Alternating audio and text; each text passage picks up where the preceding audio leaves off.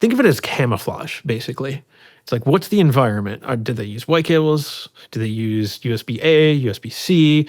Is it a Mac shop? Cool, they're going to have lightning on one end. Maybe if they got the older phones. If it's newer phones, cool, and USB-C. It primarily emulates a keyboard. It says, I'm a keyboard, and it types really fast. So what does that do? Literally anything I could do sitting at the computer at the keyboard.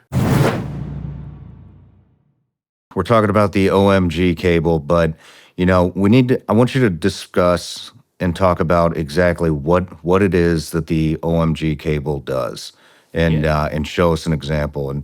And for those that are listening, if you go to Mike's Everyday Carry, does a phenomenal job at actually showing what it does real time on computers, on phones. It's fascinating, but go ahead and give us the, show us what it is and walk us through what exactly it does. Yeah, definitely. Let's pull one up. It's a visual. There's a good one. So, OMG cable, right? Looks exactly like one of the many USB cables you've got. If it doesn't, I got a whole bunch more here to guarantee it does. Here, yeah. Pull that. Oh, let me see that. Yeah, so it's got a whole line of them. Yep. And I got the complete set. Yeah, you did. Watch out. But yeah, so each one of these fit a different phone or USB drive? Yeah, I mean, so basically, think about I should say. Yeah, I mean, think about all the different, think of it as camouflage, basically. It's like, what's the environment? Did they use white cables? Do they use USB-A, USB-C? Is it a Mac shop? Cool, they're going to have lightning on one end. Maybe if they got the older phones. If it's newer phones, cool, and USB-C.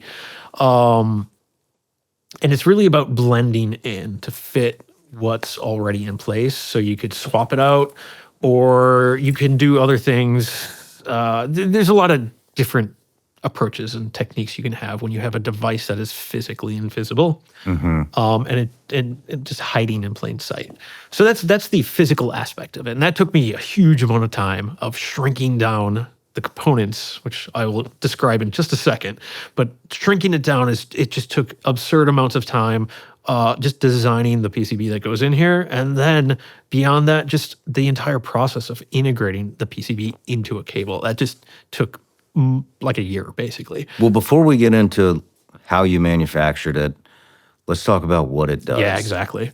So the PCB inside of here, what it does is when you plug it into it's primarily targeting laptops and desktops. It's got a PCB that will wirelessly kind of light up, and it'll connect back to you. There's so many different ways you can configure it, but this wireless connection allows remote connection into the cable. Get a full web UI in your web browser, right? Whether it's on your phone or laptop. Can even connect out to the internet, and you can connect to this thing from anywhere on Earth if you do it that way. What's it do though? You got control of this wirelessly. When you say it can connect to the internet, does it bypass passwords? No, you still got to have like a wireless network it can connect to, or you bring one in. Like if I opened my phone right now and looked at all the wireless networks, I bet there's probably one in there I could connect to. If not, like, are you going to notice like a free coffee shop Wi-Fi nearby? No, why not? For instance, right? There's the flexibility is the name of the game with this. There's no one way to use it. There's so many ways, because in a red team scenario, you don't know what you're up against, and you're going to need some options to circumvent a problem. But yeah, still, what does it even do? You're connected to it, but it primarily emulates a keyboard. It says, I'm a keyboard, and it types really fast. So what does that do? Literally anything I could do sitting at the computer at the keyboard. Yeah. So whether that's implanting malware or whatever it may be, right? That's kind of the basic functionality of it. But I mean, it's not it. USB cables can often connect a keyboard to a computer. When you're sitting at a desk, swap out that cable, and this can now intercept the keystrokes, which is really good. Just like one classic use case is if the machine is locked, I mean, you can type all you want, but you're at a lock screen. You need to get past the lock screen. What do you need to get past the lock screen? You need the password, right? How do you get the password? There's a lot of ways. I mean, you could call up the person and effectively ask them for it by saying, I'm IT or something like that. But if you're deployed between a keyboard, you can just pull it right off the lines. They're going to type that password every single time they log into the computer.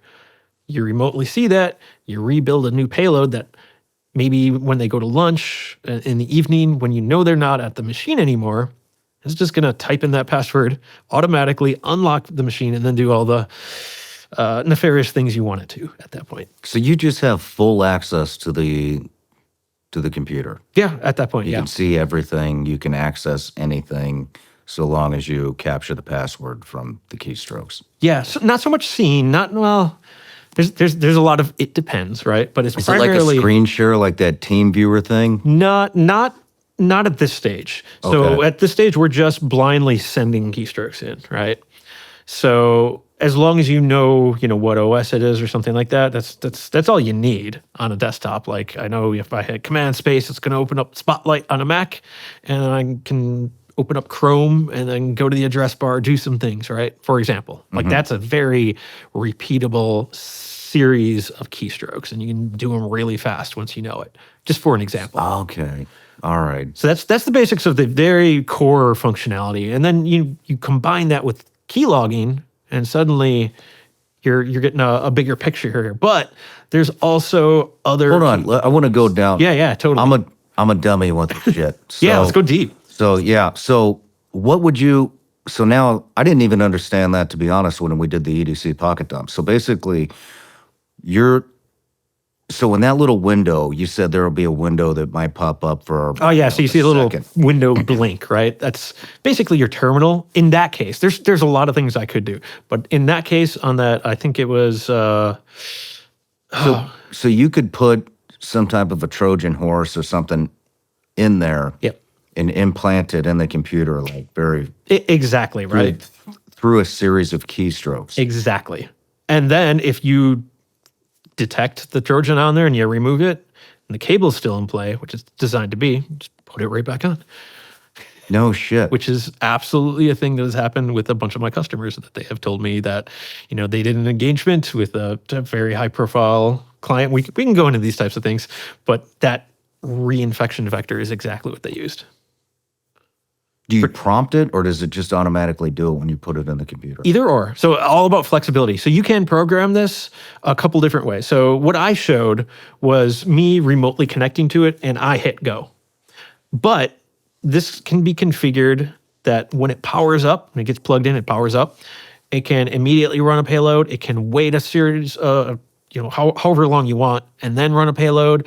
Is the payload the actual keystroke? Or Yeah, exactly. So when I say payload, it's the series of keystrokes that gets run. And the malware or the Trojan horse or whatever? You can. There's ways of typing out, like if you got like a small executable that you want to transfer over, there's a couple of ways to do that. Like you just use the keystrokes to download it, right? You can download stuff from like the terminal, for instance, or I could use Chrome and download it there and go to the downloads folder and open it up there. Through keystrokes? Yep. I can navigate everything with keystrokes. So you could, I have no idea what the hell I'm doing with this shit, but I'm learning. We can do some fun stuff. So you could send somebody an email and with a downloadable whatever. Yep, that's one virus, way. Yep. And then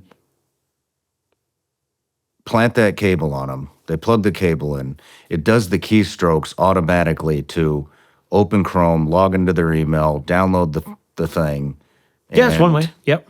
Go to the downloads folder, download it, then you're in. Yep, And it that's all one way. happens within like a couple of seconds. Yep. That's one way. I mean, I probably wouldn't email it to them because if I was going to email it, I probably include an email that convinces them to just run it for me. But if I'm up against a hardened target where they're not as susceptible to that, they're unlikely to do it, I'm like, okay, well, let's get a cable that'll do it for me. As an example, right? This can also do mouse movements too if we need. Lots of control there. And yeah, it's you can also, so the malware, right? You can download that. You can also type it back out. it's called base 64. It's just a whole bunch of, it looks like random garbage characters. If you open up an executable with Notepad, roughly, staying high level here, you're going to see a bunch of garbage text, right? But you type that same text out in a Notepad and save it, it's that executable. So I can type that back into the computer, and boom, there's the executable, which is something we've done quite a bit in environments where they're checking what is being downloaded from the internet. Like, okay, you're looking at the internet, cool. I'm going to just type this little piece of malware back into the computer. Lots of cool tricks you can do like that. Wow. No matter where you're watching Shawn Ryan Show from, if you get anything out of this, please like, comment, subscribe, and most importantly, share this everywhere you possibly can. And if you're feeling extra generous, please leave us a review on Apple and Spotify podcasts.